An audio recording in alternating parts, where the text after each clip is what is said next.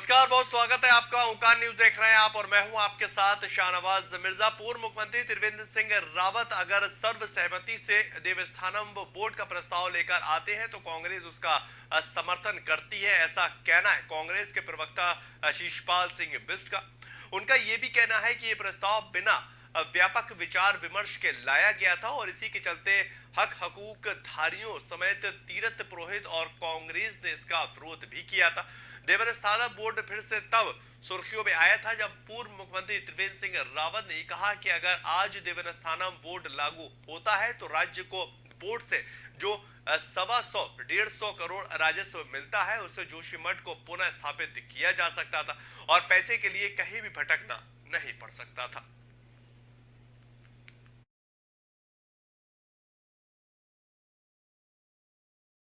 देखिए, जहां तक पूर्व मुख्यमंत्री त्रिवेंद्र सिंह रावत जी की बात है, आजकल लगातार उनकी बयानबाजियां आ रही हैं और पूर्व मुख्यमंत्री और वर्तमान मुख्यमंत्री के बीच में जिस तरह का शीत युद्ध दिखाई दे रहा है, तो इससे प्रदेश में जो रोजगार है चाहे विकास है उस पर फर्क पड़ रहा है। और देवस्थानम बोर्ड के लिए त्रिवेंद्र सिंह रावत जी ने कहा कि अगर वो बोर्ड होता, सरकार अगर उसको भंग नहीं करती तो आज जो है पैसे की कमी नहीं हो सकती।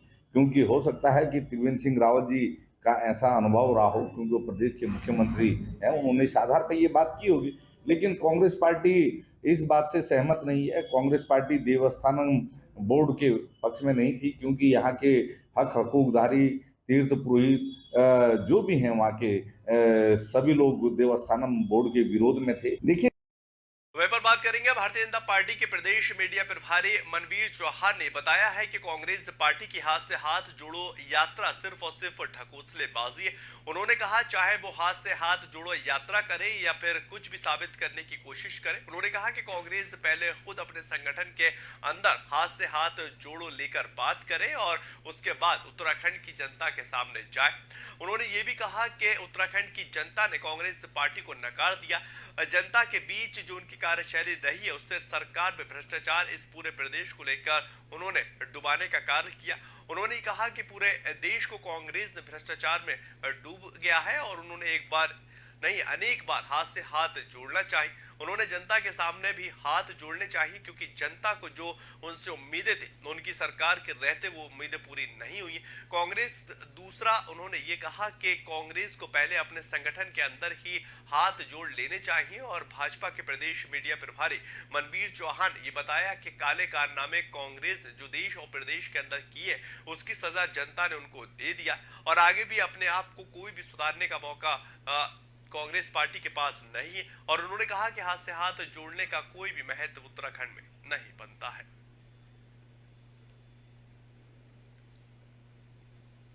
सबको मालूम है उनको वो हाथ जोड़ो जोड़ें या पहले तो उनको अपने आप में आप किसी में हाथ जोड़ने की उनको आवश्यकता है कांग्रेस को। लेकिन सब जानते हैं उत्तराखंड की जनता ने एक बार नहीं अनेकों बार उनको हाथ जोड़े हैं कि उनके बीच उनकी जो कार्यशैली जिन्होंने भ्रष्टाचार में इस प्रदेश को डुबोया, पूरे देश को भ्रष्टाचार में डुबोया कांग्रेस ने, उसके लिए जनता ने उनको एक बार नहीं अनेकों बार उनको हाथ जोड़ दिए हैं कि कृपया आप जो हैं अपने संगठन में ही पहले हाथ जोड़ लो। और जनता के ने उनको पहले ही हाथ जोड़ दिए हैं, इसलिए कुछ फायदा होने वाला नहीं कांग्रेस को। सबको मालूम है उनको वो हाथ।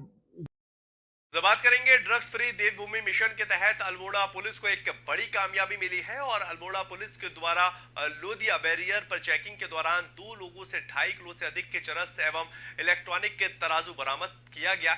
अभियुक्तों को गिरफ्तार कर एनडीपीसी एक्ट के तहत मुकदमे को दर्ज कर आगे की कार्रवाई की जा रही है और दोनों अभियुक्तों को जेल भेजा गया जिसकी कीमत लगभग बाजार में 2.5 लाख रुपए तक आकी जा रही है। और वरिष्ठ पुलिस अधीक्षक ने यह बताया है कि दोनों अभियुक्त जीवन सिंह और प्रकाश सिंह बिष्ट नैनीताल के धारी ब्लॉक के गांव परवड़ा के रहने वाले हैं और इस पूरे मामले को लेकर पुलिस इनके पीछे कई वक्त से जो है छापेमारी कर रही थी। इस कामयाबी के लिए पुलिस टीम को 5,000 रुपए का पुरस्कार भी दिया गया है। अल्मोड़ा से है जहां पर पुलिस को एक बड़ी कामयाबी मिलती हुई नजर आई। 2.5 किलो से ज्यादा चरस जो है वो बरामद की गई है और तकरीबन 2.5 लाख रुपए की ये चरस जो है वो आकी जा रही। दरअसल उत्तराखंड प्रदेश को जो सीएम है पुष्कर सिंह धामी वो 2025 तक नशा मुक्त करने को लेकर कार्य कर रहे हैं, वो अभियान चलाते हुए नजर आ रहे हैं और उसी के तहत पुलिस और प्रशासन के लोग जो है वो ड्रग्स चरस वगैरह को लेकर काफी बड़े पैमाने पर अभियान चला रहे हैं। आपको बताएं, ड्रग्स फ्री देवभूमि मिशन के तहत अल्मोड़ा पुलिस को ये एक बड़ी कामयाबी मिली और अल्मोड़ा पुलिस के द्वारा एक वक्त से इन चरस और जो ड्रग्स के जो कारोबारी है इनको धरपकड़ करने के लिए प्रयास किया जा रहा था। इन आरोपियों को एनडीपीसी एक्ट के तहत मुकदमा इनके ऊपर दर्ज किया गया है, आगे की कार्रवाई की जा रही है और दोनों अभियुक्तों को जेल भेजा गया है, जिसकी कीमत बाजार में जो पकड़ी गई जो चरस है उसको 2.5 लाख रुपए तक आकी जा रही है। और वरिष्ठ पुलिस अधीक्षक ने बताया कि काफी लंबे वक्त से इनको पकड़ने के लिए टीम का गठन किया था और इस तरह की कार्रवाई अलग अलग क्षेत्रों में की जा रही, आगे भी इस तरह की कार्रवाई जो है वो होती नजर आएगी। माननीय मुख्यमंत्री जी के नशा मुक्त देवभूमि मिशन 2025 अभियान के अंतर्गत कल अल्मोड़ा पुलिस और एसओजी की टीम के द्वारा एक संयुक्त अभियान में चेकिंग के दौरान 2 लोगों को पकड़ा गया और जिनसे कुल लगभग 2.5 किलो चरस बरामद हुआ है, जिसकी बाजारी कीमत लगभग 2.5 लाख रुपए है। और इसमें जो दोनों मुलजिम पकड़े गए हैं वे धारी नैनीताल के रहने वाले हैं, तो इनसे अभी इनको अभी गिरफ्तार करके जेल भेजा गया है और इसमें अभी और छानबीन की जाएगी। और जो इन्होंने अगर कोई संपत्ति अर्जित की है इस तस्करी के द्वारा तो वो संपत्ति के जब्तीकरण का भी कार्रवाई की। तो वहीं पर साल 2021 के मुकाबले 2022 में प्रदेश भर के अंदर सड़क हादसों में 27% इजाफा देखने को मिला है और राजधानी देहरादून में सड़क हादसों की बात की जाए तो 19.15% का इजाफा हुआ है। ज्यादातर हादसों की वजह ओवर स्पीड बताई जा रही है और मामले की गंभीरता को लेकर आरटीओ प्रवर्तन शैलेश तिवारी ने ये कहा है कि सड़क दुर्घटना में किसी तरह की कमी लाई जाए, इसको लेकर लगातार प्रयास जारी। आरटीओ प्रवर्तन शैलेश तिवारी अधिकारियों के साथ ग्राउंड जीरो पर जाकर मुआयना करते हुए भी नजर आए हैं और सड़क दुर्घटना ना हो इसको लेकर चालान की संख्या में वृद्धि भी की गई। आपको बता दें कि इन दोनों प्रतीक के जगहों पर जागरूकता अभियान चलाए जा रहे हैं और आरटीओ शैलेश तिवारी की कोशिश है कि 100% हादसों में कमी लाई जाए। बढ़ रहे सड़क हादसों को लेकर अब एक अभियान जो है वो चलाया जा रहा है और हादसों की वजह जो है वो ओवर स्पीड बनी हुई है। हादसों की रोकथाम में प्रशासन जुटा हुआ है कि किसी भी सूरत हाल में जो हादसे हैं उनको रोका जाए और इसी को लेकर ये कार्रवाई जो है वो की जा रही है। एक बड़े पैमाने पर यातायात पुलिस लोगों को जागरूक करती हुई नजर आ रही है क्योंकि हादसे ऐसे दुखद होते हैं जिससे पूरा परिवार जो है काफी ज्यादा पीड़ित हो जाता है।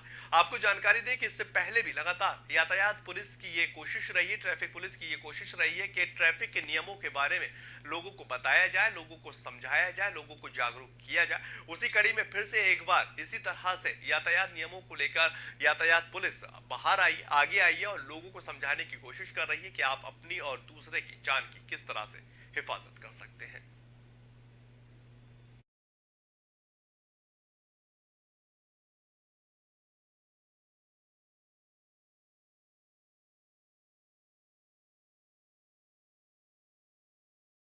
बात करेंगे, हरिद्वार पुलिस धोखाधड़ी के आरोप में गिरफ्तार करने में जुटी हुई है और पुलिस ने म्यूचुअल बेनिफिट लिमिटेड मुस्लिम फंड नामक संस्था में लोगों का धन जमा करने वाले अभियुक्तों की तलाश जारी कर दी है।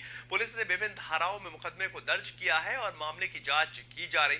पुलिस इस एंगल से भी जांच करती हुई नजर आ रही है कि कहीं और तो इसकी फंडिंग नहीं की जा रही है और पुलिस ने ये अपील भी की है कि धैर्य बनाकर रखें।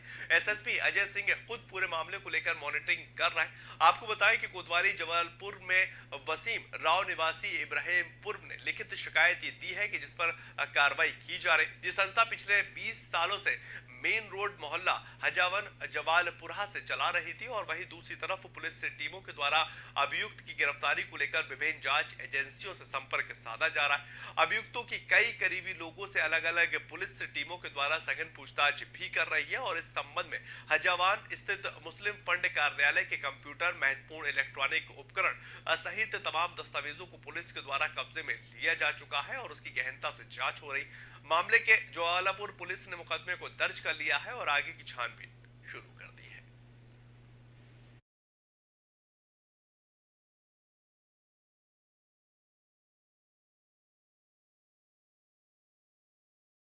वहीं पर बात करेंगे देहरादून जनपद के अंतर्गत कालसी थाने में बीती 18 जनवरी को एक अभियुक्त की तहरीर पर मुकदमा कायम किया गया था और इसमें वादी के द्वारा तहरीर ये दी गई थी कि पिछले 2 माह से एक अज्ञात अभियुक्त खुद को बिश्नोई गैंग का सदस्य बताकर रंगदारी मांग कर रहा है और अभी तक 1 लाख रुपए वो मांग चुका है। और मामले को लेकर एसएसपी देहरादून ने एक टीम का गठन भी किया, जिस टीम ने आरोपी मनोज कुमार को आगरा से गिरफ्तार किया है। और एसपी ग्रामीण ने ये बताया है कि गिरफ्तार युवक ने जिस बैंक खाते से रंगदारी मांगी थी उस बैंक खाते को फ्रीज कर दिया गया।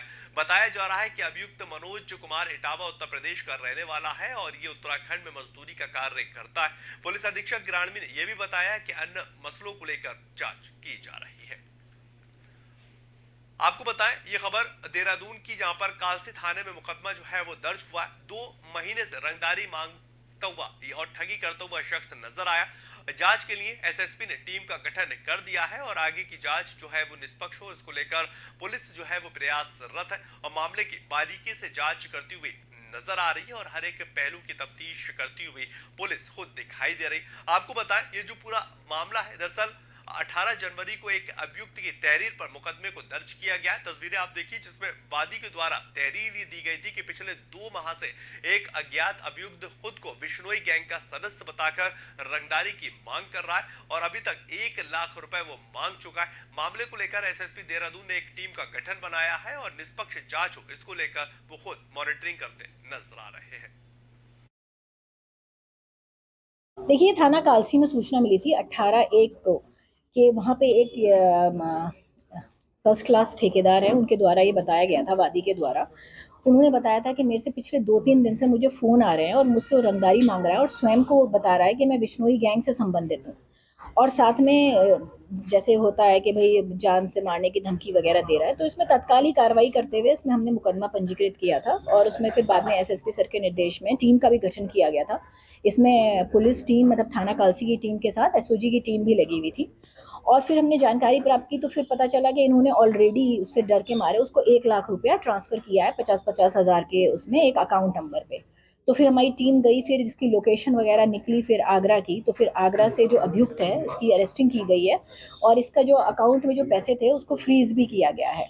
बाकी चूंकि ये थोड़ा सा वैसा मैटर है, इसमें और भी हम गहन पूछताछ वगैरह और इसकी कॉल डिटेल वगैरह उसकी भी जानकारी कर रहे हैं कि इसके साथ कोई और। बात करेंगे हल्द्वानी पहुंचे उत्तर प्रदेश के पूर्व मुख्यमंत्री अखिलेश यादव ने जोशीमठ मामले को लेकर राज्य सरकार के खिलाफ जमकर हमला बोला है और उन्होंने कहा कि मुनाफा कमाने के नाम पर सरकार पर्यावरणीय व्यवस्थाओं को दरकिनार करते हुए पहाड़ के लोगों की जान जोखिम में डालती हुई नजर आ रही। अखिलेश यादव ने कहा है कि लंबे समय से स्थानीय लोग, साइंटिस्ट और भूवैज्ञानिक लगातार सरकार को संकेत दे रहे थे कि एनटीपीसी के द्वारा बिजली पैदा करने के नाम पर पूरे पहाड़ को संकट में डाला जा रहा, लेकिन ये सरकार केवल मुनाफा कमाने के बारे में सोचती नजर आई। उन्होंने कहा कि उत्तराखंड, उत्तर प्रदेश सभी जगह उत्तराखंड के ही मुख्यमंत्री हैं और ऐसे में उत्तराखंड के लोगों पर संकट आ रहा है। इससे पहले केदारनाथ से भी इस सरकार ने कुछ भी नहीं सीखा है। और वहीं अखिलेश यादव ने राहुल गांधी की भारत जोड़ो यात्रा पर पूछे गए सवाल पर यह कहा है कि भारत जोड़ो यात्रा कांग्रेस का अपना राजनीतिक कार्यक्रम है और मुझे आमंत्रण भी दिया गया, लेकिन मैंने राहुल गांधी जी को धन्यवाद दिया, लेकिन हमारी राजनीतिक पार्टी की अपनी मर्यादा है। और वहीं दूसरी तरफ आगामी 2024 के चुनाव को लेकर उन्होंने ये कहा है कि 24 का चुनाव पहले तो भारतीय जनता पार्टी के 22 की घोषणा पूरी ही नहीं हुई है और ऐसे में इस बार उत्तर प्रदेश से भारतीय जनता पार्टी केंद्र की सत्ता में आई थी और उत्तर प्रदेश से ही भारतीय जनता पार्टी बेदखल होगी। समाजवादी पार्टी की इस शुरुआत जो है वो कर चुके हैं, क्योंकि विधानसभा चुनाव में समाजवादी पार्टी को काफी बड़ा एज मिलता हुआ नजर आया। दरअसल अखिलेश यादव हल्द्वानी पहुंचे, तस्वीरें आप देखिए जहां पर सपा अध्यक्ष का दौरा है और वहां पर उनके कार्यकर्ता जोरदार तरीके से उनका स्वागत करते हुए नजर आए। जोशीमठ को लेकर अखिलेश यादव गरजते हुए नजर आए और उन्होंने कहा कि सरकार खुद लोगों की जान जोखिम में डालती हुई नजर आ रही है और पर्यावरण व्यवस्थाओं को दरकिनार करती हुई ये सरकार दिखाई दे रही है और उसी को लेकर गवर्नमेंट पे अखिलेश यादव निशाना साधते नजर आए हैं।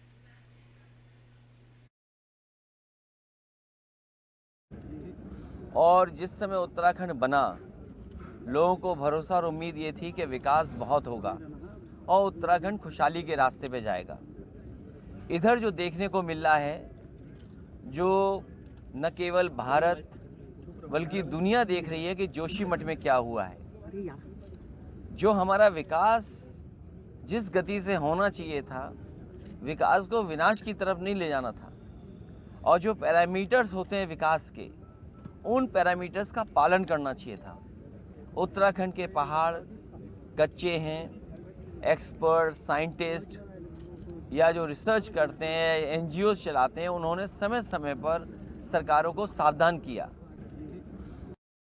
तो बात करेंगे कन्नड़ भाषा के मशहूर लेखक के.एस. भगवान ने राम और माता सीता को लेकर एक विवादित टिप्पणी कर दी है और इसके द्वारा ये कहा गया है कि वाल्मीकि रामायण में लिखा है कि भगवान राम हर रोज माता सीता के साथ बैठकर शराब का सेवन किया करते थे। इस बयान के बाद लेखक के.एस. भगवान का हर तरफ विरोध हो रहा है और साधु संत भी इस बयान पर काफी आक्रोशित नजर आ रहा है। निरंजनी अखाड़े के आचार्य महामंडलेश्वर कैलाश नंद गिरी ने यह कहा है कि बिहार का शिक्षा मंत्री हो या फिर महाशय जिनके द्वारा राम और सीता पर विवादित बयान दिया गया है, इनको साधु सन्यासी के पास आकर ग्रंथों के बारे में शिक्षा लेनी चाहिए। इस तरह के लोग जितने भी पढ़े लिखे हो, मगर ऐसे बयान से ये लगता है कि उनकी डिग्रियां फर्जी ही हैं और उन्होंने ये कहा कि भारत की अस्मिता और प्रभुता से मजाक नहीं करनी चाहिए। देश की जनता ऐसे लोगों को कभी भी बर्दाश्त नहीं करेगी और ऐसे लोगों को हमेशा अपमान सहन करना पड़ेगा, क्योंकि राम मर्यादा पुरुषोत्तम है और उन्होंने कभी भी मर्यादा का उल्लंघन नहीं किया। राम गंगा यमुना सरयू का जल और साधु संतों के चरणों के रस को पी सकते हैं, मगर शराब का सेवन कभी नहीं कर सकते। राम के बारे में गलत सोचना भी नर्क में जाने का महापाप है।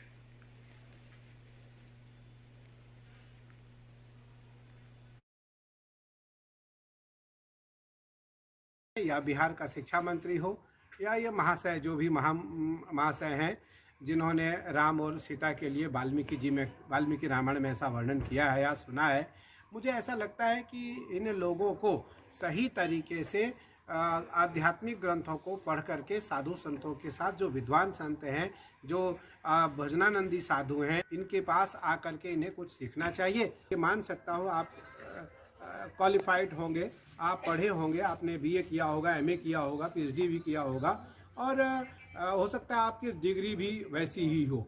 इसलिए भारत की अस्मिता से और भारत की प्रभुता से कभी मजाक न करो।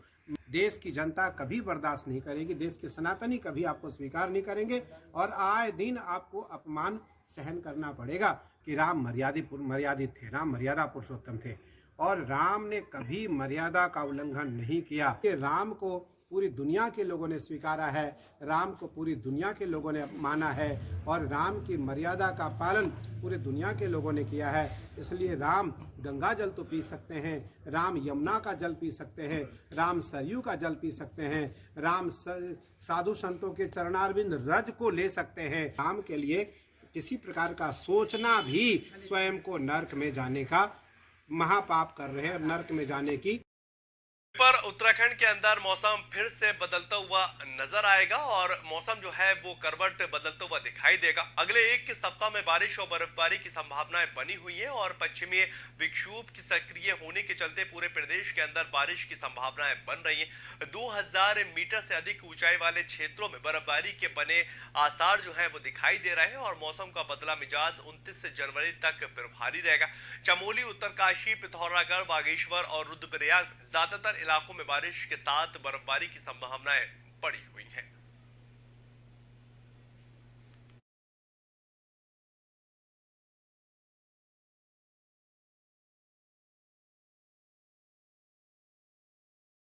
काशी और तमाम ऐसे क्षेत्र जहां पर बारिश का अनुमान बना हुआ है, वहां पर प्रशासन भी अलर्ट जो है वो जारी कर चुका है। उत्तराखंड में मौसम को लेकर एक बार फिर से जो करवट है वो बदलती हुई नजर आ रही है और अगले एक सप्ताह में बारिश और बर्फबारी की संभावनाएं बनी हुई है। इसको लेकर प्रशासनिक अधिकारी और जो मौसम विभाग है उसने भी गाइडलाइन जो है वो जारी करी है, क्योंकि जोशीमठ उत्तराखंड के अंदर एक बड़ी आपदा के रूप में देखा जा रहा है। इसके विपरीत कोई ऐसा आपदा ना घटित हो, कोई ऐसा कार्य ना हो जिससे जिससे लोगों को परेशानी हो, उसी को लेकर पहले से ही तैयारियां जो है वो की जा रही हैं। आपको जानकारी दे, पश्चिमी विक्षोभ के सक्रिय होने के चलते पूरे प्रदेश में बारिश के आसार या संभावनाएं जो है वो बनी हुई है। 2000 मीटर से अधिक ऊंचाई वाले क्षेत्रों में बर्फबारी के आसार बने और मौसम का बदलने का जो मिजाज है वो दरअसल 29 जनवरी तक रहने की बात बताई जा रही है। चमोली, उत्तरकाशी, पिथौरागढ़, बागेश्वर और रुद्रप्रयाग में ज्यादातर इलाकों में बारिश के साथ बर्फबारी होने की संभावनाएं बनी। मौसम विभाग पहले ही उत्तराखंड के अंदर, राजधानी देहरादून के अंदर जो है वो गाइडलाइन जारी कर चुका है।